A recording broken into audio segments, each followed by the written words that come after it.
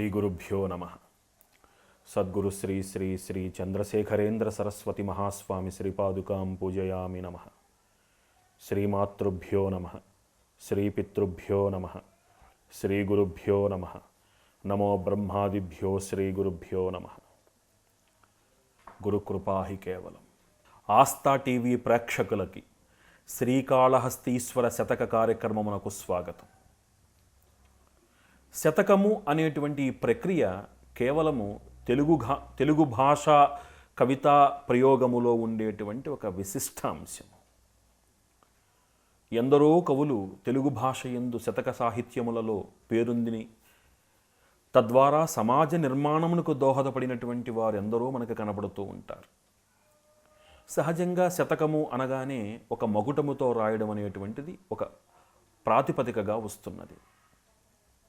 మనం చర్చించుకుంటున్నటువంటి ఈ శ్రీకాళహస్తీశ్వర శతకము అనేటువంటి ఈ శతక కావ్యాన్ని ధూర్జటి మహాకవి వారు వ్రాసినట్టుగా మనకి చరిత్ర ఆధారం.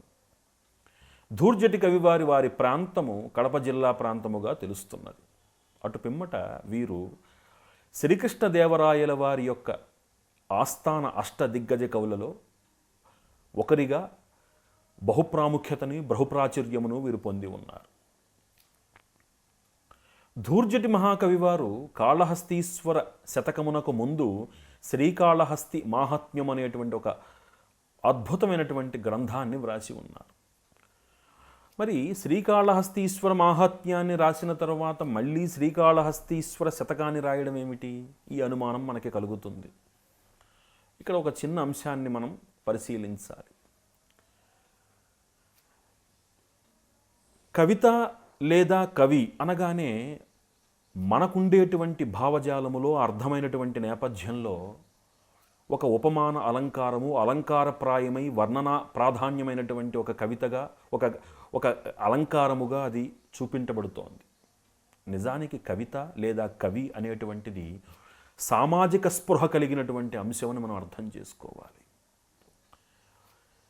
ఈ ధూర్జటి మహాకవి వారి యొక్క కావ్యాన్ని కానీ తెనాలి రామకృష్ణ వారి కావ్యాన్ని కానీ కొంతమంది మహనీయుల యొక్క శ్రీనాథుల వారి కావ్యాన్ని కానీ మనం పోతన వారి కావ్యాలను మనం గమనిస్తే సామాజిక స్పృహతో పాటు ఆనాటి రాజుల యొక్క ఆ దుశ్చర్యలను కానీ అనైతిక చర్యలను కానీ సునిశ్చితమైనటువంటి ఒక వ్యంగ్య ధోరణిలో వాటిని ఎత్తి చూపించి తమ యొక్క సామాజిక స్పృహను చాటుకున్నటువంటి మహనీయులు ఈ కవి శిరోమణులందరూ కూడా.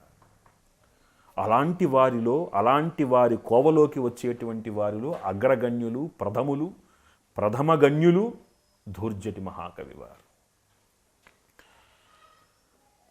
జ్ఞానము వయస్సుతో పెరుగుతుంది అనేటువంటిది చాలామంది భావించేటువంటి ఒక అంశం. అయితే నిజానికి జ్ఞానం అనేటువంటిది అనుభవంతో పెరుగుతూ ఉంటుంది, సాధనతో పెరుగుతూ ఉంటుంది. జ్ఞానానికి వయస్సుకి సంబంధము లేదు. కొన్ని అనుభవాల ద్వారా కొన్ని సాధనల ద్వారా జ్ఞానము విశేషముగా మనలో ఉన్నటువంటి చైతన్యాన్ని జాగృతం చేస్తుంది అని మనం అనుభవం ద్వారా మన పరిసరాల ద్వారా మనం గమనించవచ్చు. అందుకనే వయసులో చిన్నవారైనా మానసిక పరిణతిని కనపరిచేవారు చాలామంది ఉంటారు. చాలామందికి విశేషమైనటువంటి విద్య ఉంటుంది.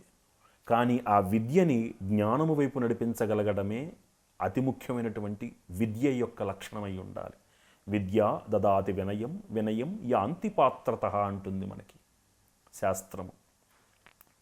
ఇక్కడ విద్య నేర్చిన వాళ్ళందరూ జ్ఞానుల అంటే చాలామంది విద్యను కలిగిన వారిలో ఒక నేపథ్యాన్ని చూస్తాం. ఏమిటి అంటే ఇతరులలో తప్పులు ఎలా ఎత్తి చూపాలా, ఎప్పుడు వీరు తప్పు చేస్తాడా పట్టుకుందామా అనేటువంటి ఒక లక్షణం కలిగి ఉంటారు.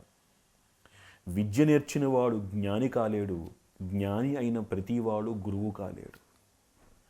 ఎందుకంటే ఈ మూడు కూడా విభిన్న స్థాయి భేదాలతోటి కలిగి ఉన్నాయి మనకి.